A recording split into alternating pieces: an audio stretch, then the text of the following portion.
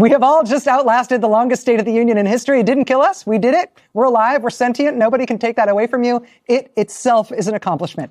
Despite talking for more than an hour and 47 minutes, the longest State of the Union address ever in U.S. history, and by far, President Donald Trump offered very little in the way of policy. If you were like me, you might have even missed what was maybe the main thing he offered.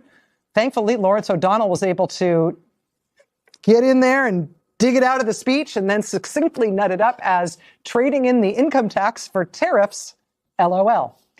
This was not a State of the Union that will be remembered for presidential proposals. In addition to the weird sort of digressions and no policy, it may be remembered just for his awkward verbal cul-de-sacs, like this one about his dad. Think of it, in recorded history, the lowest number in over 125 years, year 1900. In fact, substantially before my wonderful father, I had a wonderful father, Fred, before he was born, substantially before he was born. That's a long time ago. He wouldn't like me to say that, but that's a long time ago. So there was stuff like that. The president also shouting a lot through a lot of his speech, a number of times in ways that stretched the capacity of his microphone to handle it. There were many also long, sort of gruesome descriptions of violent deaths and injuries, which he seemed to relish describing in detail with a lot of ad-libbing. There were also his repeated attacks on Democratic lawmakers in the chamber, screaming at one point loudly that they were crazy. Isn't that a shame? You should be ashamed of yourself not standing up. You should be ashamed of yourself. That is why I'm also asking you to end deadly sanctuary cities. Tonight's address may ultimately be remembered for the indelible image of Democratic Congressman Al Green silently holding up a sign in the House chamber that said, "Black people aren't apes." A reference to Trump posting a video recently on social media depicting former President Barack Obama and former First Lady Michelle Obama as apes. That said, perhaps in the long run, tonight will be remembered for the Democratic response. Responses to State of the Union addresses are very difficult, notoriously. But tonight's from Abigail Spanberger was very good, and thus far at least seems to have been very well received. A punchy, clear, effective speech from the new moderate Democratic governor of Virginia, Abigail Spanberger. She essentially kicked off her party's midterm election pitch by taking aim, among other things, at Trump's violent immigration raids, his chaotic economic policies, and, bluntly, his corruption. Who benefits from his rhetoric, his policies, his actions, the short list of laws he's pushed through this Republican Congress? Somebody must be benefiting. He's enriching himself, his family, his friends. The scale of the corruption is unprecedented.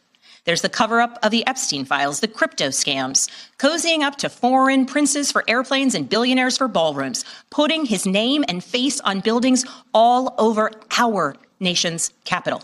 This is not what our founders envisioned, not by a long shot. From the Democratic response, again, by Governor Abigail Spanberger of Virginia. A couple of our new colleagues have joined us tonight, and it's going to be a long night still. Claire McCaskill's here, Eugene Daniels. Claire, what was your reaction to what you saw tonight? You know, I was thinking about, first of all, there were a lot of Democrats that weren't there. Yeah. I don't know if you guys noticed, but you'll remember this, Lawrence, that the ambassadors usually sit in folding chairs in the aisle because there's not room for them in the chairs. I noticed some of the ambassadors very excited because they were sitting where normally senators sit. Yeah. You know, they were all like, my God, we got real chairs on the floor. Nobody's here. I noticed no one was there.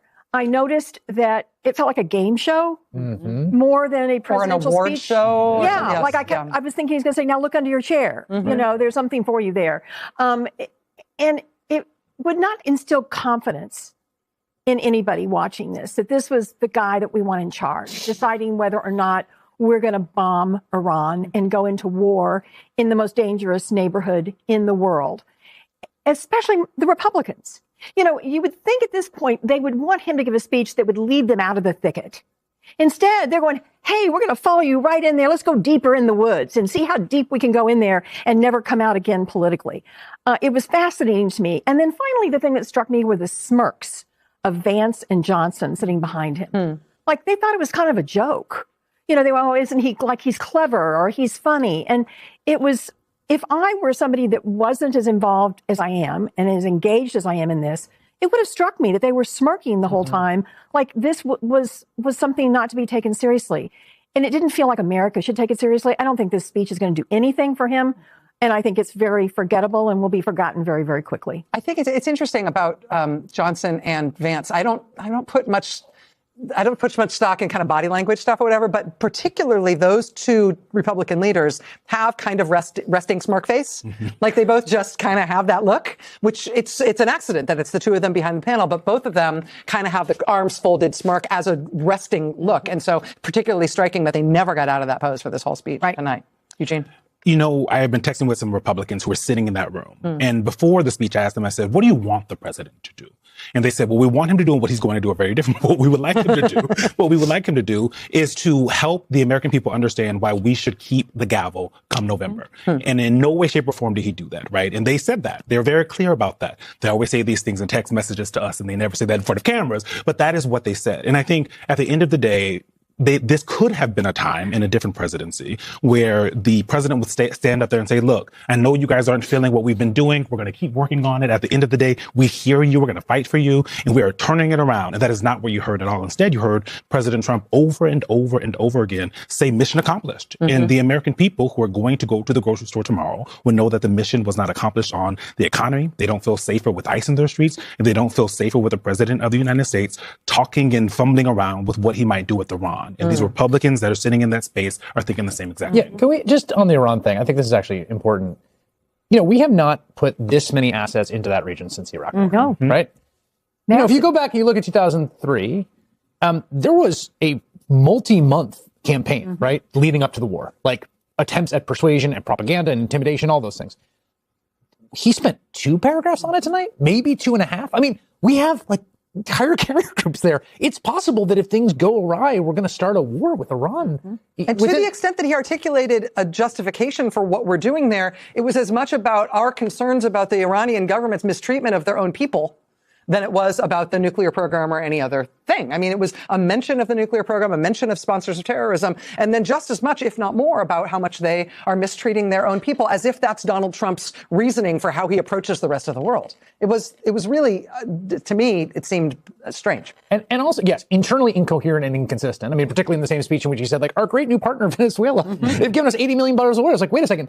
It's the same government. It just has a different guy. Like, now they're our great new partner. He called out Delcy Rodriguez, too, who is essentially Maduro's handpicked person. And remember, I mean, that was the last military action. He didn't explain it all. And now he's like blown just right through it. Yeah. But it's like, I remember at a certain point in my life, I was doing tutoring with kids in high school and talking about like persuasive writing. And we would start with like, I would be like, well, who's your favorite like musician, right? And then you'd say like, well, just convince me that's the case. Because everyone knows how to argue and persuade when they're not like looking at a blank page. Well, I like them because he didn't do that.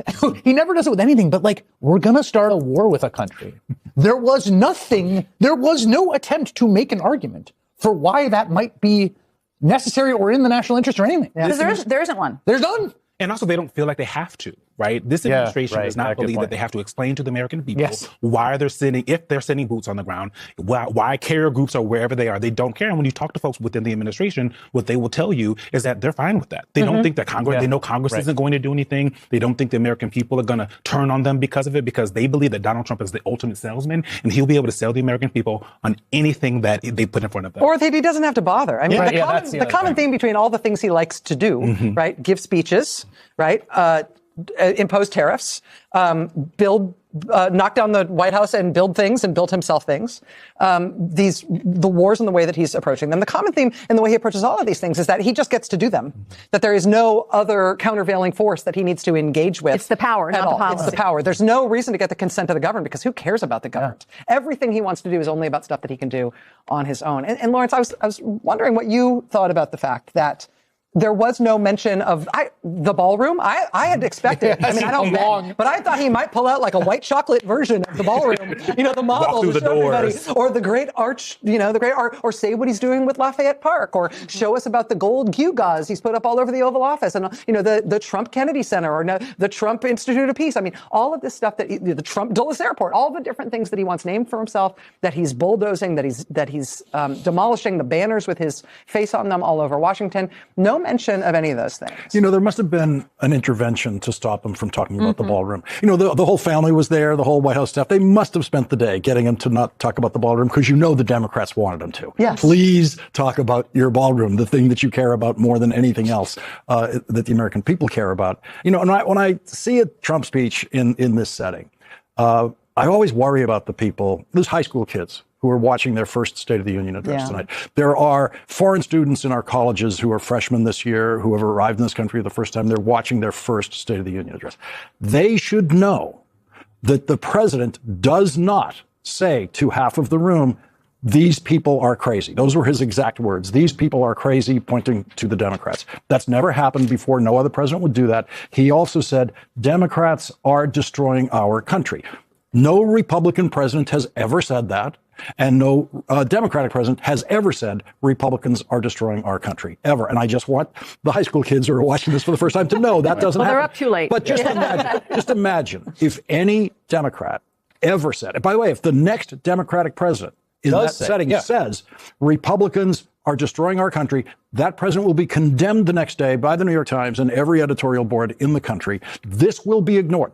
There will be no massive outraged editorials tomorrow about Donald Trump saying Democrats are destroying our country. And I just want first-time viewers of this to know this is not the way it ever was. When it goes down in history, we hereby declare there shall be asterisks on all Donald Trump State of the Union addresses.